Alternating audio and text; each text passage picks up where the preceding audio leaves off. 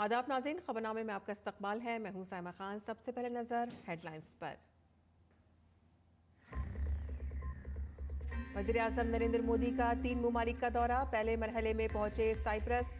रवानगी से कबल वज़ीर आज़म ने सरहद पार दहशतगर्दी के खिलाफ जंग में शिराकत दार ममालिक का अदा किया शुक्रिया।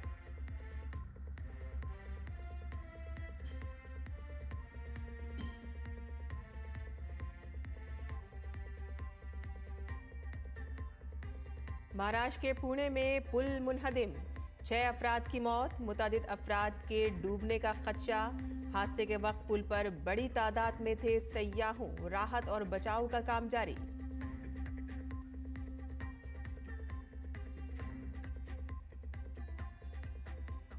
अहमदाबाद तैयारा हादसे के 31 महलूकीन के अहले खाना के डीएनए मैच। अब तक अहले खाना को सौंपी गई 12 लाशें। मामले की AAIB ने जांच की तेज।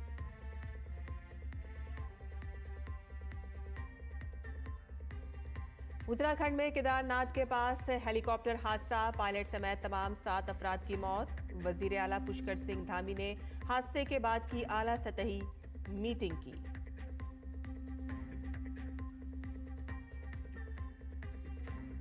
यूपी पुलिस में कांस्टेबलों की तकर्री। मरकजी वजीर दाखिला अमित शाह ने 60,244 कांस्टेबल सिविल पुलिस को सौंपे तकर्रीनामे। कहा कि योगी आदित्यनाथ के आने के बाद यूपी पुलिस में इस्लाहात का अमल हुआ शुरू।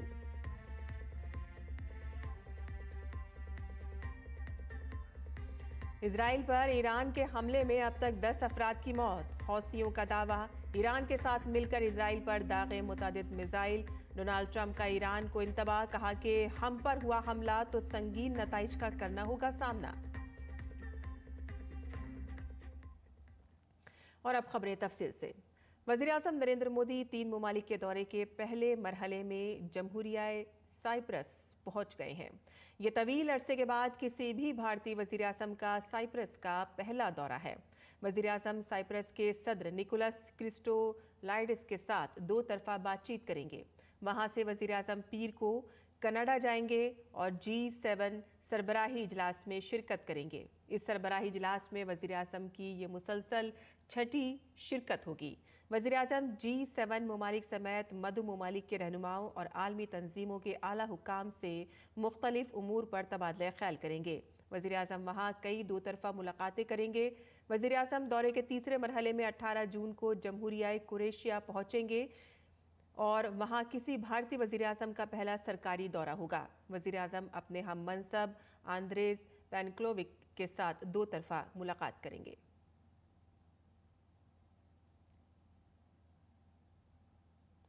वज़ीर आज़म नरेंद्र मोदी ने साइप्रस रवानगी से कबल अपने बयान में साइप्रस को भारत का करीबी दोस्त और बहिराए रोम के इलाके और यूरोपीय यूनियन में एक अहम शराकत दार करार दिया। वज़ीर आज़म ने कहा कि ये दौरा तारीख़ी ताल्लुकात को मज़ीद उस्तवार करने और तिजारत, सरमायाकारी, सिक्योरिटी, टेक्नोलॉजी के शोबों में ताल्लुकात को वुसअत देने और आवाम से आवाम के राब्तों को बढ़ाने का एक मौका है। कनाडा के दौरे के हवाले से वज़ीर आज़म ने कहा कि G7 सरबराही इजलास बड़े आलमी मसाइल और ग्लोबल साउथ की तरजीहात पर तबादला ख्याल का मौका फराहम करेगा। जमहूरिया क्रोएशिया के दौरे के हवाले से वज़ीर आज़म ने बयान में कहा कि दोनों ममालिक के दरमियान सदियों पुराने मजबूत सकाफती ताल्लुकात हैं।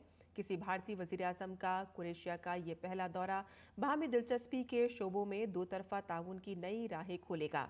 वज़ीर आज़म ने कहा कि तीनों ममालिक का दौरा सरहद पार दहशतगर्दी के खिलाफ जंग में भारत की गैर मुतज़लज़ल हिमायत के लिए शिराकतदार ममालिक का शुक्रिया अदा करने और दहशतगर्दी की तमाम शक्लों और मुज़ाहिर और से निमटने के बारे में आलमी समझ को फ़रोग़ देने का एक मौका है।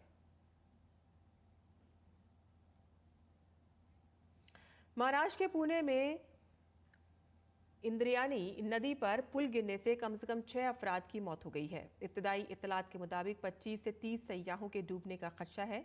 ये वाक़या उस वक्त पेश आया कि जब पुल पर सयाहों की बड़ी तादाद जमा थी। इसी दौरान अचानक से पुल मुनहदिम हो गया। वहाँ वाक़ गुंडमाला एक मशहूर सयाहती मकाम है और आम तौर पर इतवार को यहाँ बहुत ज़्यादा हुजूम होता है। इस वक्त इमदादी कार्रवाइयाँ जारी हैं। तलाश और बचाव के लिए NDRF, मकामी इंतज़ामिया और फायर ब्रिगेड की टीमें भी भेजी गई हैं। वहीं उत्तराखंड के केदारनाथ में गौरीकुंड खर्क की पहाड़ियों में भी एक हेलीकॉप्टर गिरकर तबाह हो गया, जिसमें सवार तमाम 7 अफराद की मौत हो गई। आज सुबह 5:30 बजे गुप्त काशी में वाक़े आर्यन हेली एविएशन का एक हेलीकॉप्टर 6 मुसाफिरों के साथ केदारनाथ से गुप्त काशी के लिए रवाना हुआ। हेलीकॉप्टर गौरीकुंड से तकरीबन 5 किलोमीटर ऊपर गौरी माई खड़क नामी मकाम पर गिरकर तबाह हुआ। जिला टूरिज्म अफसर रुद्रप्रयाग राहुल चौबे ने बताया कि एसडीआरएफ की टीम मौके पर पहुंच गई है। तमाम लाशें निकाली गई हैं और मौसूला इत्तलात के मुताबिक हेलीकॉप्टर में महाराष्ट्र के राजकुमार जायसवाल और एक बच्चा, काशी, गुजरात के राजकुमार सुरेश जायसवाल, उत्तराखंड के विक्रम, उत्तर प्रदेश की विनोद देवी और तिष्टी सिंह और पायलट कैप्टन राजवीर सिंह चौहान सवार थे। हेलीकॉप्टर के गिरने की वजह खराब मौसम बताई जाती है। अगले अहकामात तक चारधाम में हेलीकॉप्टर सर्विस पर पाबंदी लगा दी गई है। एहतियाती तदबीर के तौर पर डीजीसीए ने पहले ही चारधाम तक हेलीकॉप्टर ऑपरेशंस की तादाद को कम कर दिया है। निगरानी में इजाफा किया गया है और मजीद कार्रवाई के लिए ऑपरेशंस का जायजा लिया जा रहा है। डीजीसीए ने कहा है कि हादसे की जांच एएआई भी करेगी। उत्तराखंड के वजीर आला पुष्कर सिंह धामी ने हेलीकॉप्टर हादसे के बाद वजीर आला की रिहाइश गाह से आला हुक्काम के साथ वर्चुअल आला सतही मीटिंग की। आला सतही मीटिंग में रियासत के chief secretary, disaster management secretary, UCADA के सीईओ, गढ़वाल कमिश्नर और दीगर सीनियर अफसरान मौजूद थे।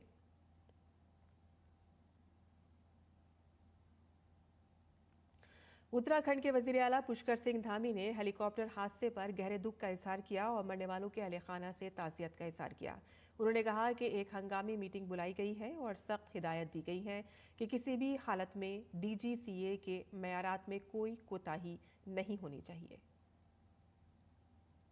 हमने तत्काल एक आपातकालीन बैठक बुलाई है और उस बैठक में निर्देश दिए हैं कि एक सख्त एसओपी बनाई जाए, जिसमें किसी भी कीमत पर जो हमारे डीजीसीए के रूल हैं, मानक हैं, उनके मानकों के साथ किसी भी प्रकार का कोई भी ढिलाई न बरती जाए और जो उच्च हिमालयी क्षेत्र हैं, उच्च हिमालयी क्षेत्रों में चलने वाले पायलटों को उसका अनुभव हो, ये एविएशन कंपनियां भी सुनिश्चित करें। एक कंट्रोल एंड कमांड सेंटर यहाँ पर स्थापित किया जाए और जो इस घटना में दोषी हैं, जिनके कारण से घटना हुई है, उनको तत्काल उनके खिलाफ सख्त कार्रवाई की जाए। आज और कल हेली सेवा नहीं चलेंगी, खराब मौसम भी है और जब तक लोग यात्रियों की सुरक्षा सुनिश्चित नहीं हो जाती है तब तक ये सेवाएं बंद रहेंगी। उत्तराखंड में हालिया हेलीकॉप्टर हादसात को संजीदगी से लेते हुए वजीर आला पुष्कर सिंह धामी ने हेलीकॉप्टर ऑपरेशंस के हवाले से सख्त हिदायत जारी की हैं। वजीर आला ने कहा कि रियासत में हेली खदमात के ऑपरेशंस के लिए सख्त SOPs तैयार किए जाएं, जिसमें हेलीकॉप्टर की तकनीकी हालत की मुकम्मल जाँच और परवाज से कबल मौसम की दुरुस्त मालूमात को लाजमी करार दिया जाए। वज़ीर आला ने चीफ सेक्रेटरी को तकनीकी माहिरीन की एक कमेटी तश्कील देने की हिदायत की है, जो हेली ऑपरेशंस के तमाम तकनीकी और हिफाजती पहलुओं का बगौर जायजा लेने के बाद SOP तैयार करेगी। ये कमेटी इस बात को यकीनी बनाएगी कि हेली सर्विसेज का ऑपरेशन मुकम्मल तौर पर महफूज, शफाफ और मुकर्ररा मयारात के मुताबिक हो। और इसके साथ ही वज़ीर आला ने यह भी हिदायत दी है कि रियासत में गुज़िश्ता हेलीकॉप्टर हादसात की तहकीकात के लिए तश्कील दी गई आला सतही कमेटी गुज़िश्ता हेलीकॉप्टर हादसात के साथ साथ आज के हेलीकॉप्टर हादसे के हर पहलू की मुकम्मल छानबीन करेगी और अपनी रिपोर्ट पेश करेगी। ये कमेटी हर वाक़े की वजूहात की गहराई से छानबीन करेगी और कसूरवार अफराद या इदारों की निशानदही करके उनके खिलाफ सख्त कार्रवाई की सिफारिश करेगी। वज़ीर आला ने कहा कि रियासत में हेलीकॉप्टर खदमात की अहमियत यात्रा, डिजास्टर मैनेजमेंट और हंगामी खदमात के लिए बहुत ज़्यादा है और इसीलिए इसमें हिफाजत को अव्वलीन तरजीह दी जाएगी। वहीं अहमदाबाद तैयारा हादसे में अब तक 31 लाशों के DNA के नमूने मैच कर चुके हैं। इनमें से कुल 12 लाशें लवाहिकीन के हवाले कर दी गई हैं। इस हादसे के बाद रियासती हुकूमत की जानिब से मरने वालों की शिनाख्त का अमल जारी है। रियासती हुकूमत मुतासरा खानदानों की हर मुमकिन मदद कर रही है। तैयारा हादसे के बाद शहर के सिविल अस्पताल में लवाहिकीन की मदद के लिए वसी इंतजाम किए गए हैं। और अहमदाबाद तैयारा हादसे में जान की बाजी हारने वाले गुजरात के साबिक वज़ीर आला विजय रूपानी का DNA मैच कर गया है। गुजरात के वज़ीर ममलिकत बराए दाखिला हर्ष संघवी ने ये इत्तला दी है। हमारे नेता श्री विजय भाई रूपानी जी का एयर इंडिया अहमदाबाद गेटविक की फ्लाइट के क्रैश में दुखद अवसान हुआ है और ख़ास तौर पे आज सुबह करीबन 11:10 को उनका डीएनए मैच हुआ है। और अहमदाबाद तैयारा हादसे में जान की बाजी हारने वाले मुसाफिरों की लाशें अब उनके अहले खाना के हवाले की जा रही हैं। इस हादसे ने कई खानदानों को गमज़दा कर दिया है। बड़ोदरा के कल्पना प्रजापति की भी इस हादसे में मौत हो गई। कल्पना प्रजापति को आज आखिरी रसूमात अदा की गई। उत्तर प्रदेश के लखनऊ में मरकजी वजीर दाखिला अमित शाह और वजीर आला योगी आदित्यनाथ ने डिफेंस एक्सपो ग्राउंड में 60,244 नए मुंतखब पुलिस कांस्टेबलों को तकर्रुरी नामे सौंपने के प्रोग्राम में शिरकत की। इस मौके पर वजीर दाखिला अमित शाह ने कहा कि आज उत्तर प्रदेश के हर जात, बिरादरी और जिले की नुमाइंदगी करने वाले 60,000 से ज्यादा नौजवान भारत की सबसे बड़ी पुलिस फोर्स का फाल हिस्सा बनने जा रहे हैं। उन्होंने कहा कि 2017 में रियासत में बीजेपी की हुकूमत बनने के बाद उत्तर प्रदेश पुलिस दोबारा नई बुलंदियों को हासिल कर रही है। सभी 60,244 युवाओं को मनपूर्वक अनंत अनंत शुभकामनाएं देना चाहता हूं। उत्तर प्रदेश का पुलिस बल पूरे देश में सबसे बड़ा पुलिस बल है, मगर कुछ साल जो रहे उत्तर प्रदेश की कानून और व्यवस्था बिगड़ती गई और हमारे 2017 में भारतीय जनता पार्टी की सरकार बनी, योगी जी मुख्यमंत्री बने, उत्तर प्रदेश पुलिस फिर से नई बुलंदियों को हासिल करने के रास्ते पर आगे बढ़ रहा है। वज़ीर आला योगी आदित्यनाथ ने इस मौके पर प्रोग्राम से खिताब करते हुए कहा कि पिछले 8 सालों में रियासत की डबल इंजन वाली हुकूमत ने ईमानदारी से उत्तर प्रदेश के नौजवानों को 8.5 लाख से ज्यादा सरकारी नौकरियां देकर एक मिसाल कायम की है। पिछले 8 वर्ष में डबल इंजन की प्रदेश की सरकार ने 8.5 लाख से अधिक सरकारी नौकरियां उत्तर प्रदेश के नौजवानों को देकर के परीक्षा की शुचिता और पारदर्शिता क्या हो सकती है उसका उदाहरण प्रस्तुत किया। और उसका एक उदाहरण आज यहां पे 60,244 पुलिस कार्मिकों के नियुक्ति पत्र वितरण का एक कार्यक्रम भी उसका साक्षी बनने जा रहा है। वज़ीर खजाना निर्मला सीतारमण लद्दाख के दौरे पर हैं। इस दौरान उन्होंने लेह लद्दाख में सेल्फ हेल्प ग्रुप और मकामी कारोबारियों के जरिए मकामी दस्तकारी और हैंडलूम मसनूआत की नुमाइश का दौरा किया। निर्मला सीतारमण ने कारीगरों और मकामी कारोबारियों के साथ बातचीत की जो रिवायती दस्तकारी और हैंडलूम टेक्सटाइल की नुमाइश कर रहे थे।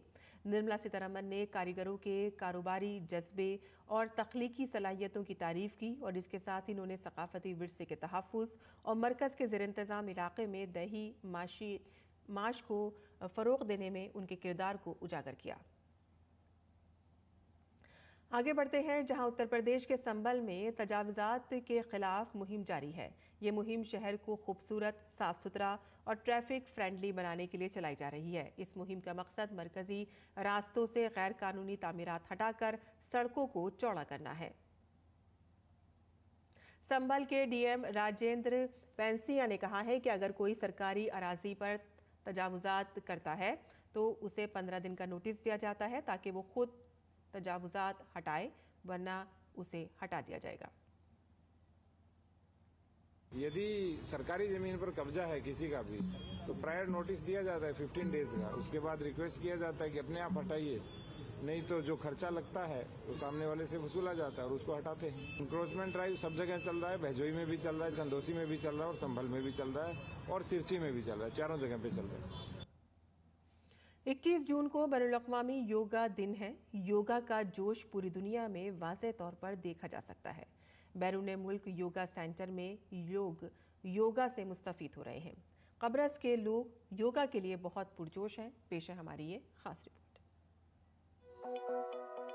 जैसे जैसे बैनुल-अक़वामी योगा डे करीब आ रहा है, पूरी दुनिया में योगा से मुतालिक सरगर्मियों में इजाफा हो रहा है।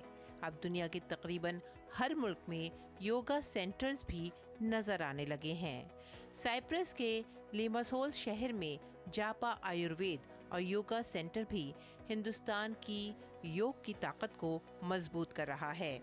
साइप्रस और पूरी दुनिया से लोग यहाँ आ रहे हैं और योगा से फ़ायदा उठा रहे हैं।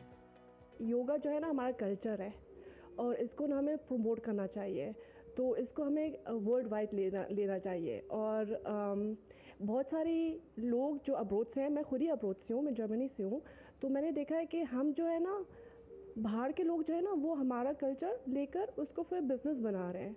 लेकिन क्योंकि हम बहुत सारे लोग डिप्रेशन में, इसको सिर्फ बिज़नेस जैसे नहीं देखना चाहिए, इसको एक ट्रीटमेंट जैसे देखना चाहिए। तो मुझे बहुत अच्छा लगता है कि ये प्रमोट हो रहा है और आगे जा रहा है। कि योगा भारत से आया तो उनके लिए बहुत नया है, और जो उनकी लाइफस्टाइल है यहाँ पे, तो उसमें उन लोगों को बहुत रिलीफ मिलता है। लाइक वो लोग मेडिटेशन करते हैं यहाँ पे, योगा क्लासेस करते हैं, उनके जो यहाँ पे लाइफस्टाइल है उसमें उनको बहुत आराम मिलता है। तो यहाँ पे मतलब सभी लोग जो हैं क्लास करने आते हैं मेडिटेशन और योगा की। इस मरकज़ को चलाने वाली खातून हिंदुस्तानी निज़ाद हैं, जो साइप्रस में योगा की तालीम को फ़रोग़ दे रही हैं। जापा आयुर्वेदा एक संस्था है जो कि योगा और आयुर्वेदा से हम उसको रन करते हैं साइप्रस में। हम खुश हैं कि हम हिंदुस्तान की एक जो इतनी हेरिटेज चीज़ें हैं, आयुर्वेदा की स्टडी और योगा की स्टडी, उसको हम यूरोप में लाके, साइप्रस में लाके उसकी नॉलेज और पूरे यूरोप में बहुत इजीली एक्सेसिबल कर रहे हैं। जब हमें पता चला कि प्रधानमंत्री जी Modi ji Cyprus islands of Cyprus में आ रहे हैं, हम बहुत खुश हैं, क्योंकि आज के डेट में जब योगा का नाम होता है तो मोदी जी का नाम होता ही है। एंड जिस तरह से प्राइम मिनिस्टर जी ने पूरी दुनिया में योगा को प्रमोट किया है, हमें बहुत उससे प्रोत्साहन मिलता है, इंकरेजमेंट मिलता है। मजमूई तौर पर जिस तरह से हिंदुस्तानी वज़ीर आज़म नरेंद्र मोदी ने बैनुल-अक़वामी प्लेटफॉर्म पर भारत और योग को फ़रोग़ दिया है, उसका बराह रास्त असर अब साइप्रस में भी नजर आ रहा है। ये प्रधानमंत्री नरेंद्र मोदी के द्वारा दुनिया भर में योग को प्रसिद्धि दिलाने का एक उदाहरण है कि यहाँ साइप्रस में ये एक योगा सेंटर है जहाँ पर दुनिया भर से लोग आ रहे हैं, योग सीख रहे हैं और योग से स्वस्थ हो रहे हैं। कैमरामैन सेंथिल के साथ मैं Chandrashekhar Joshi, DD News, Cyprus. और 21 जून को 11वां बैनुल-अक़वामी यौम योग मनाया जाएगा। वज़ीर आज़म नरेंद्र मोदी की तहरीक से दुनिया में शुरू होने वाले इस प्रोग्राम के लिए आज वाराणसी में हफ्तावार योगा कैंप का इफ्तिताह किया गया।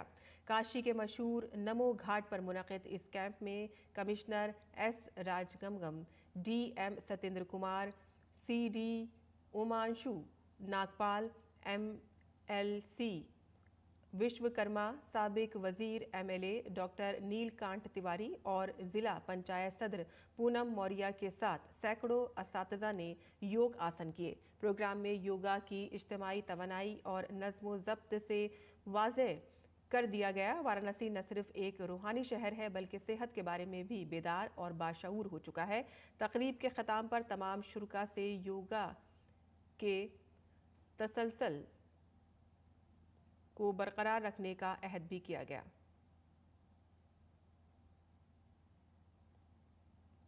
मध्य प्रदेश के पंचमढ़ी में योगा प्रोग्राम का इनेकाद किया गया। इसमें वज़ीर आला मोहन यादव ने भी शिरकत की। इस दौरान BJP मेंबरान असेंबली और MLAs ने योगा किया।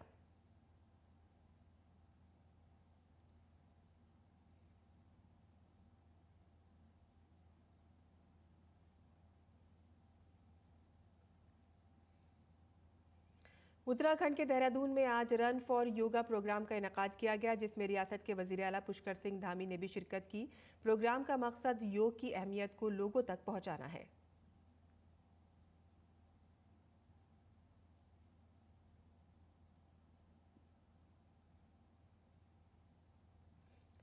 अंडमान निकोबार जज़ायर की ख़वातीन अब प्रधानमंत्री उज्ज्वला योजना के ज़रिए न सिर्फ साफ़ और महफूज बावर्ची खाने का तजुर्बा कर रही हैं, बल्कि एक नई आज़ादी, खुद इन्हिसारी और सेहतमंद ज़िंदगी की तरफ भी बढ़ बढ़ चुकी हैं और यहाँ की ख़वातीन साफ़ और काबिल रसाई LPG इस्तेमाल कर रही हैं। DD न्यूज़ के नुमाइंदे अमरेंद्र गुप्ता ने बात करते हुए पोर्ट ब्लेयर की ख़वातीन ने कहा कि उज्ज्वला योजना के ज़रिए उन्हें साफ़ सुथरा और महफूज माहौल मिला है, जिसके लिए वो वज़ीर-ए-आज़म नरेंद्र मोदी का शुक्रिया अदा करती हैं। प्रधानमंत्री नरेंद्र मोदी के कार्यकाल में पिछले 11 सालों में लोगों के जीवन में कई बड़े परिवर्तन देखने को मिले। प्रधानमंत्री की हर वो योजना रिमोट एरिया तक पहुंची और ऐसे में आज उन सभी योजनाओं से लोगों के जीवन में खासा परिवर्तन देखने को मिला है। आज हम हैं अंडमान में और अंडमान के लोगों से हम ये जानेंगे कि प्रधानमंत्री उज्ज्वला योजना से उनके जीवन में क्या परिवर्तन आया। मैं सबसे पहले आपसे जानना चाहूँगा, जब उज्ज्वला योजना नहीं थी तो आप लोग घर पे जब खाना बनाते थे तो कैसे बनाते थे, कैसे जीवन चलता था और आज कितना बड़ा परिवर्तन? स्टोव में चलता जी। स्टोव में चलने के बाद में मोदी ने गैस दिया और गैस थोड़ा अच्छे हो गए। धुएं में आप खाना बनाते थे और आप गैस सिलेंडर मिल गया है, सरकार की वो योजना आपके घर पहुंची है। पहले तो बताइए योजना में आपको मिल क्या रहा है, कैसे दिख रही है? इसमें सब बेनिफिट तो अच्छा है, जो अभी मिला सब में अच्छा है। अभी घर तक मिल जाता है हम लोग का सिलेंडर। और पहले तो हम लोग इंडक्शन और चूल्हा में बनाते थे तो करंट का प्रॉब्लम और चूल्हा में धुआं का लकड़ी का सब प्रॉब्लम था। तो अभी हम लोगों को कोई प्रॉब्लम नहीं है, अभी गैस जल्दी जल्दी खाना वाना बनता है और हम लोग घर तक पहुंच जाता है सिलेंडर। तो हम लोग को प्रधानमंत्री को धन्यवाद करना चाहती हूँ कि इतना बढ़िया हम लोग को मतलब बेनिफिट्स अच्छा मिला है करके, तो प्रधानमंत्री को धन्यवाद करना चाहती हूँ। सिलेंडर्स आपके पास कैसे पहुँचते हैं और कितनी सब्सिडी आपको मिलती है?